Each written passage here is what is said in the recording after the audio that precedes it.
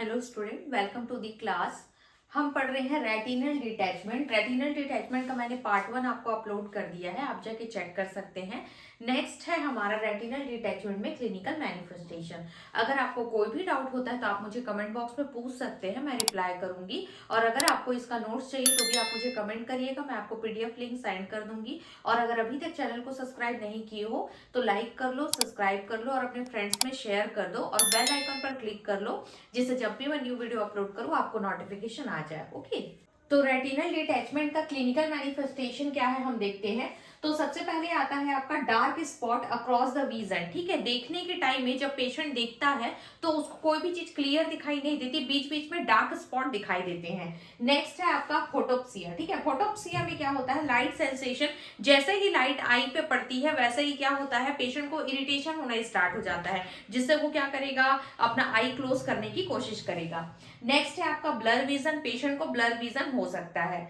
फिर आता है डायग्नोसिस फाइंडिंग। डायग्नोसिस फाइंडिंग में हम पेशेंट का हिस्ट्री कलेक्शन करेंगे, प्रीवियस हिस्ट्री हम देखेंगे। देन आता है हम फिजिकल एग्जामिनेशन, हम फिजिकल एग्जामिनेशन करेंगे। मैंने डिसऑर्डर ऑफ द आई में बाकी डिसऑर्डर भी कंप्लीट करवाया है, आप मेरे प्रीवियस वीडियो में जाके चेक कर सकते हैं। उसमें आपको इस सारी चीजों का थोड़ा डिटेल में आपको नोट्स मिलेगा और आपको वीडियो मिलेगा, जिससे आपको पढ़ने में आसानी होगी। ये मैं बहुत ही ज्यादा शॉर्ट में आपको बता रही हूँ।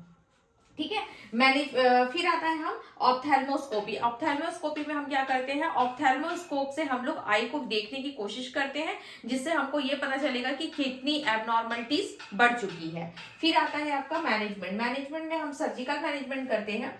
सर्जिकल मैनेजमेंट में आता है आपका यूरेक्टोमी। ठीक है, यूरेक्टोमी में क्या होता है, वहां पे जो भी फ्लूइड का कलेक्शन हुआ है रेटिना पे, उस फ्लूइड कलेक्शन को हम रिमूव करते हैं यूरेक्टोमी में। नेक्स्ट है आपका क्रायोसर्जरी। क्रायोसर्जरी में क्या बोला है, अब super cold probe is inserted into the eye. ठीक है, प्रोब हम लोग क्या करते हैं, आई में हम इंसर्ट करते हैं, which cause scaring of the retina. ठीक है, रिजल्टिंग एडहेसिव कोरॉइड। ठीक है, रेटिना जो कोरॉइड से चिपका हुआ है उसे वो क्या करता है, वहां से वो निकलने का काम करता है, मतलब वहां से वो डी अटैच होने का काम करता है क्रायोसर्जरी में। फिर आता है आपका नर्सिंग मैनेजमेंट। नर्सिंग मैनेजमेंट में हम क्या देखते हैं, तो पहले हम लोग पेशेंट और उसकी फैमिली को जो प्रोसीजर है वो एक्सप्लेन करेंगे। Explain the procedure patient and family. ठीक है, पेशेंट और फैमिली को हम प्रोसीजर एक्सप्लेन करेंगे।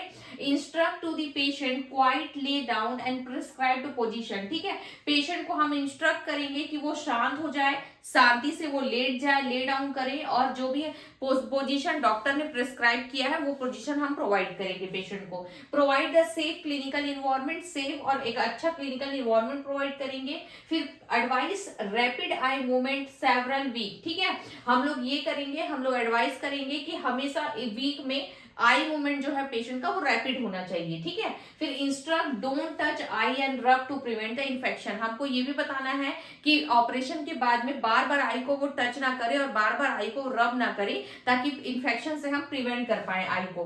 फिर एंटीबायोटिक प्रोवाइड करेंगे, eye drop prevent the infection, eye antibiotic देंगे आई ड्रॉप में। फिर आता है आपका apply warm compression 4 to 6 time a day. ठीक है, वार्म कंप्रेशन गरम, चाहे वो कपड़ा हो सकता है, गरम पैड हो सकता है, वो हम लोगों को अप्लाई करना है आई पे 4 to 6 टाइम, दिन में 4 से 6 बार। फिर नेक्स्ट है हमारा encourage patient to no cough and sneeze और perform other strain inducing activity that will increase intraocular pressure. मतलब क्या बोला है आपका, पेशेंट को हम ये इंकरेज करना है कि उसे कफ और स्नीज ना हो। ठीक है, उसे सर्दी खांसी छींक ना आए, और साथ ही साथ कोई भी परफॉर्म अदर स्ट्रेन, कोई भी ऐसा चीज वो परफॉर्म ना करे जो क्या करेगा, inducing activity that will increase the intraocular pressure, जो उसके इंट्राओकुलर प्रेशर को इंक्रीज करने का काम करेगा। क्योंकि बॉडी में जैसे ही स्ट्रेन होगी, खिंचावट होगी, तो आईओपी प्रेशर बढ़ जाएगा। फिर आता है avoid activity reading writing and work. ठीक है, कोई भी जो पढ़ने का, लिखने का या फिर कोई भी काम जिससे आई में प्रेशर पड़ रहा है, ये सारे वर्क को अवॉइड करना है। ठीक है, इस टाइम में मेनली रेटिनल डिटैचमेंट कंडीशन में। ठीक है, तो ये था आपका रेटिनल डिटैचमेंट। अगर इसमें से कोई भी डाउट होता है तो आप मुझे कमेंट बॉक्स में पूछ सकते हैं, मैं रिप्लाई करूंगी। अगर आपको इसका और नोट्स चाहिए तो भी आप मुझे कमेंट करिएगा, और चैनल को लाइक शेयर एंड सब्सक्राइब कर लीजिए और बेल आइकन पर क्लिक कर लीजिए। Thank you.